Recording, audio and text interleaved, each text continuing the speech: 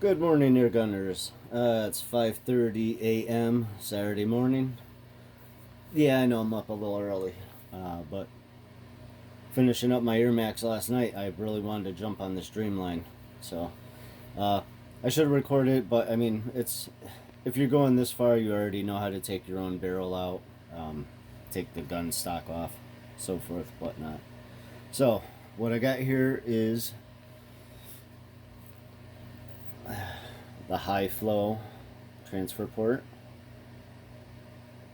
It's a very nice piece. Looks good.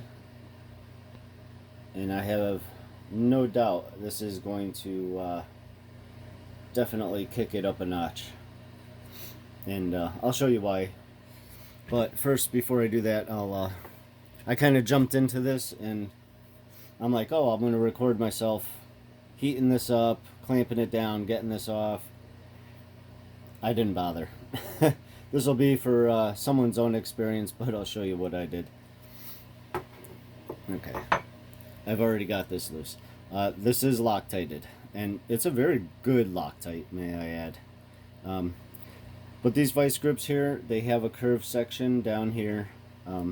I have this hard, well actually it's very pliable, but it's very durable, very tough.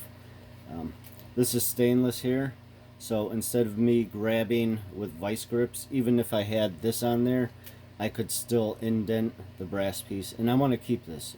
I don't want to destroy any of the parts for this gun if I ever want to change it back.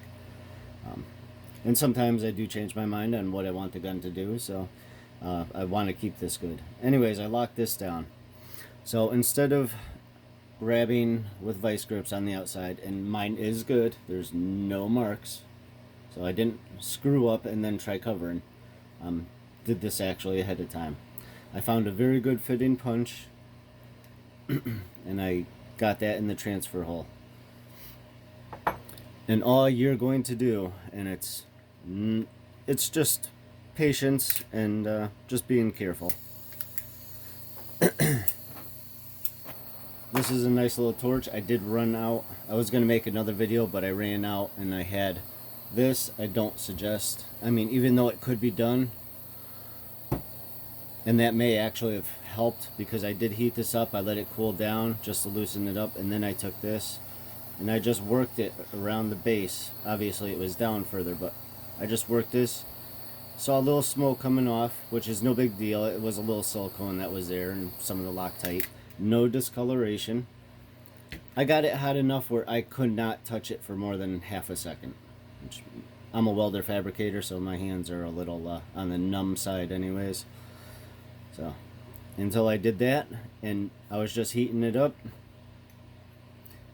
I'd leave it lit and I'm just giving it a little pressure, and then I felt it moving, so I heated it up a little more and it just spun right off. Obviously I left it there because it was still hot.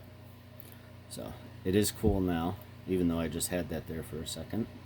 So yeah, I'm going to just give this a little cleanup with the brush, and I will be putting another Loctite on here. I believe blue though, unless I use just a little of red, but either way you could just do the same thing and just use the heat to remove it again. So I might just go red and I'll never have to worry about it again until I decide to take it off. So we'll take this off.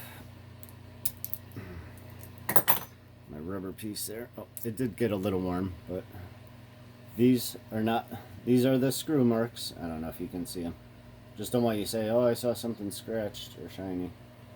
Those are the screw marks. I have no other. Okay, maybe just a little indentation there. Very little though.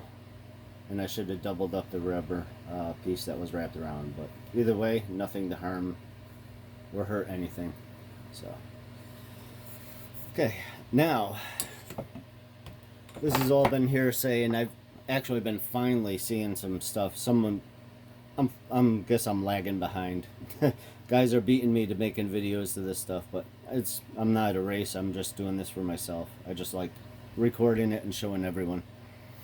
The issue, which has been talked about, and I've seen pictures now, and now that I have this in my hand, I know exactly what they're talking about. Because this port is so large now, the pellet probe actually is going to restrict this. So I'm going to have to modify the pellet probe, and I'll show you guys why. I mean, technically you would not have to, but after you see this, you'll understand why. You see that hole in the bottom of that pellet probe? It goes forward more, and if you can see the size of this port, I'm going to try zooming in. You can see that's going to definitely affect the flow. That little hole in the pellet probe, and this huge hole in the transfer port.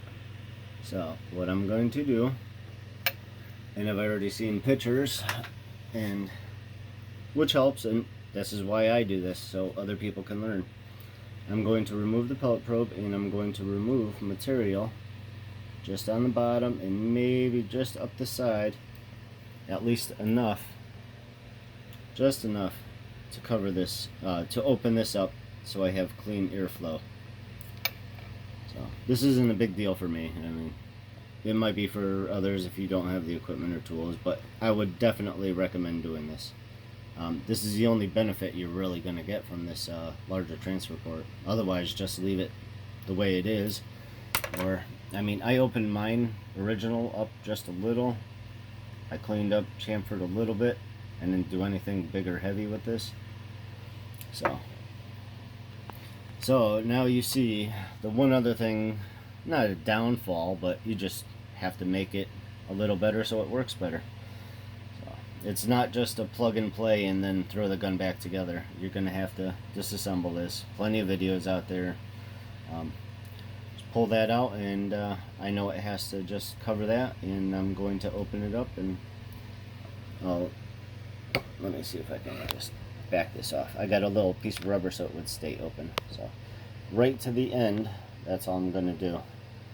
So there's really not too much there, but I want as much flow as possible. That's why I got the larger transfer port. So if I don't do this, then I'm just wasting my time. Okay, I just wanted to share that with you guys. I can't wait to see. I'm not touching the hammer or anything. I'm just going to put this back in there after I modify the pellet probe, and I'm going to get the numbers off it, and I want to see what the increase is.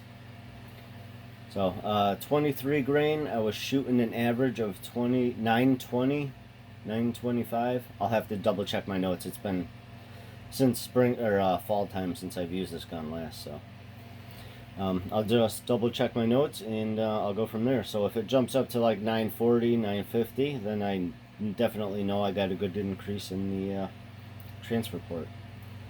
Okay, so there's other great videos out there, so guys, look around. I mean, plenty of information on this, and that's why I do this, just to share it, and so someone else has an easier time if I had a hard time. It's kind of what this sport's about, and I love doing this stuff. So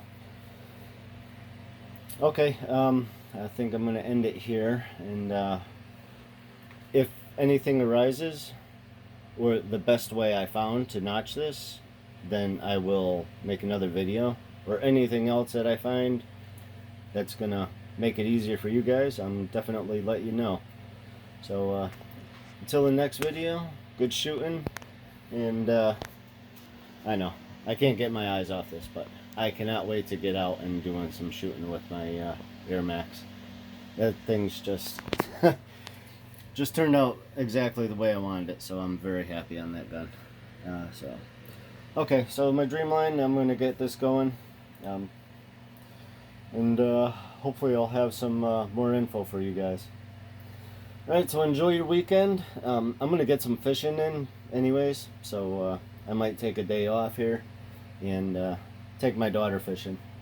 So we'll go and catch dinner. Okay, you guys have a good one. Till the next one.